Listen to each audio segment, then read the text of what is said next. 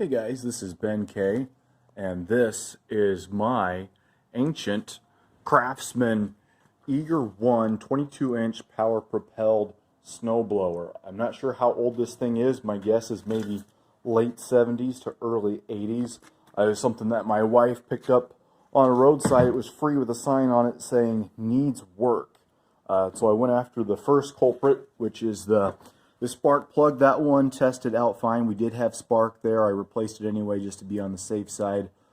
And then I started digging into this carburetor here. I took it off, cleaned it out, soaked it in gasoline, and it seems to be doing a little bit better, but the pin inside of there that blocks the fuel flow gets stuck, which completely blocks fuel flow, which, as you can imagine, means it won't start. So I bought this brand spanking new carburetor right here, and I don't think it's an absolute exact match, but I think it'll be close enough. I believe this is the same dimension, so I'm hoping to luck out there.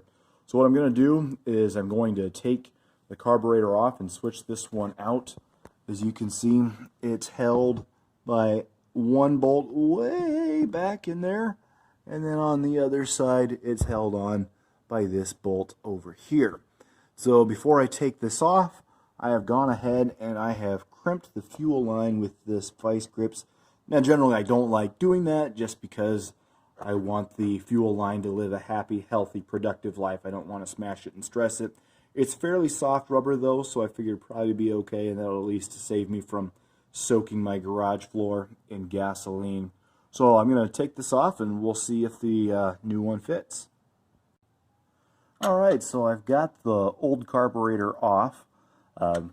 I had tried to clamp the hose, but that did not work. The gas just leaked out all over the place and made a mess. So you might want to just drain your tank if it still has fuel in it before switching out a carburetor.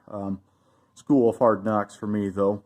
So earlier when I first got this, this did not have a gasket between the carburetor and the actual metal itself. And so I had made my own gasket. It's a little bit ripped here, but I had made my own gasket using some of this super handy gasket paper right here. This was about $8 I think at a car parts store, so super handy stuff. But little luxury item, this new gasket, or this new carburetor rather, came with its own fancy pants gasket, so I think I'm just going to use this one since this one actually fits and I don't have to cut it. Now the bolts that are attaching this particular carburetor are 11 millimeters. Obviously yours might be different. It's not a one-size-fits-all, but for this ancient old Craftsman, this old boy, that's what it took. So I'm going to go ahead and put this new one on and see how we do. As you can see, I've got the brand new gasket on there, and I'm going to cinch this new carburetor right up to it. Alright, so the new carburetor is on and it looks great. I'm excited to try and fire it up.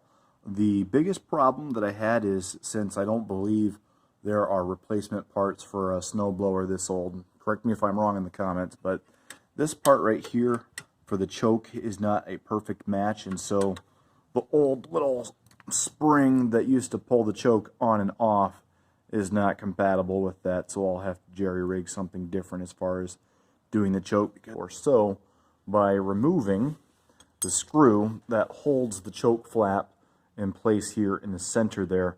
This part pops off, so this one here is actually off the old carburetor. I've slotted it in there and put that flap back on, so those parts were interchangeable, and that way I'll be able to use the existing choke mechanism without having to go through the hassle of trying to jerry-rig something different.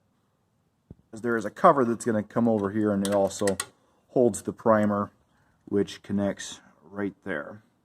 So let's make sure this thing's got some gas and give it a shot. Okay, so I have primed it. There is gas in the tank.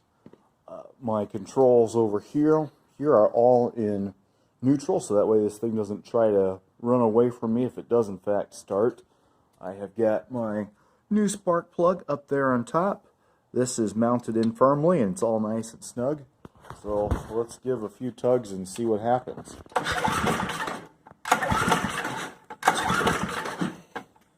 Prime it a little more. Let's try again.